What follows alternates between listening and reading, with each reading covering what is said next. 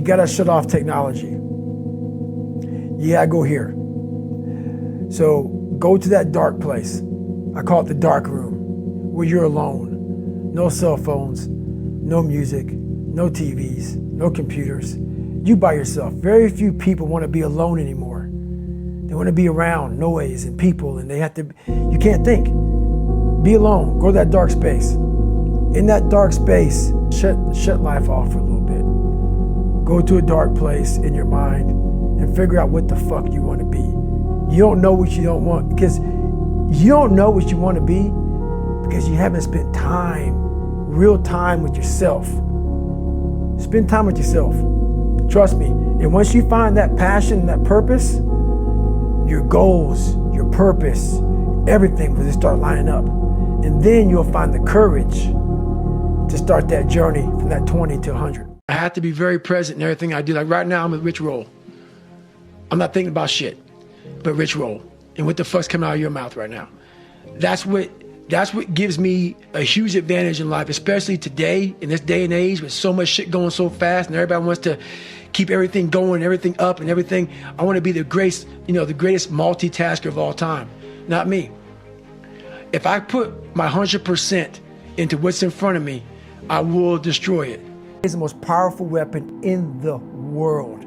Your brain is the only thing you have when you're going through depression, when you're going through hard times, when you're going through death, real life shit. You're alone. You're alone. You may have a shrink you're going to, you may have a best friend you're going to, but there's 24 hours in the day where you're alone in this brain. And your brain is talking to you in all kinds of ways. And it wants to control you and pull you in these different pockets. If you can't control your own brain and your brain controls you, you're f***ed. You got to tell your brain where you want to go and how you want to go and how you want to get there. You got to control it. If not, it's over. It's over. You got to shut off technology. You got to go here. I call it the dark room, where you're alone. No cell phones, no music, no TVs, no computers. You by yourself. Very few people want to be alone anymore. They want to be around noise and people, and you can't think. Be alone. Go to that dark space. In that dark space, shut life off for a little bit. Go to a dark place in your mind and figure out what the fuck you want to be. You don't know what you want to be because you haven't spent time, real time with yourself. Spend time with yourself. Trust me. And once you find that passion and that purpose, your goals, your purpose, everything will just start lining up. And then you'll find the courage to start that journey. For you to find greatness in yourself, you're not going to find it by looking in a book or by even hearing me. I may give you the spark, but you've got to go inside yourself to find it. And that means you got to be quiet. Shut the fuck up, go in a room, stop talking, search your soul, search your mind, search your abilities, and you'll find it. But if you're not looking for it, you won't find it. So you got to go start your journey. And the journey starts with you finding, why the hell am I here on this planet Earth? Why am I here? And if you don't know that, you will live the rest of your life searching, always asking the question, why? The most important conversation you will ever have in your life is the one you have with yourself. You wake up with it, you walk around with it, you go to bed with it. Eventually, you're going to act on it. Whether you're good or bad, you have to face that in that dark room. In that dark room is who you are. But in that dark room is where you have to create another human being that walks out of that dark room to face who you are. That's the only way you're going to get over all those things. You have to create someone else. In the dark room, you face yourself. You realize you want to be better. You realize you don't want to be this weak, insecure person in the world who has all these problems that we all have. When you really sit back at your life and you're in that dark room and you're looking at where you started from, and then you put a goal in your mind, how are you going to feel, man, when you accomplish this goal coming from that shit? Coming from the hell you came from?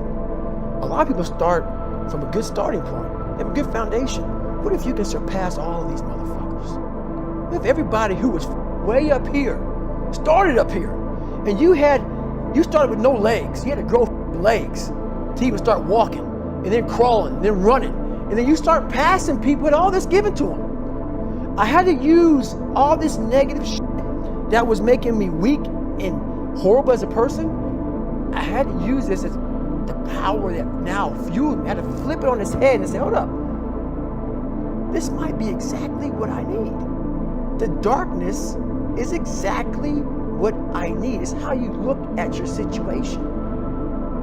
So many people that have the ability and just refuse to get off that couch. Refuse to study a few more hours. Refuse to go deeper, to go further. And that's where I gain the advantage. It's so easy to be great nowadays, my friend, because most people are weak. Most people don't want to go to that extra mile. Most people don't want to find that extra because it sucks. It's miserable. It's lonely. Hard times create hard men. Hard men create soft times. Soft times create soft men. Soft men create hard times. We are now around soft men and hard times. You can't be weak. And in this country, being weak is thought of as a virtue. Jordan Peterson has a really interesting way of looking at this, and he said it to me once, and it made a lot of sense. He said, people think that you should be weak and you should be docile, and then you should be a pacifist. He goes, no, you should be a monster. He said, you should be a monster, you should be ruthlessly ambitious, and then learn how to control it. And it's that old expression, it's better to be a warrior in a garden than a gardener in a war.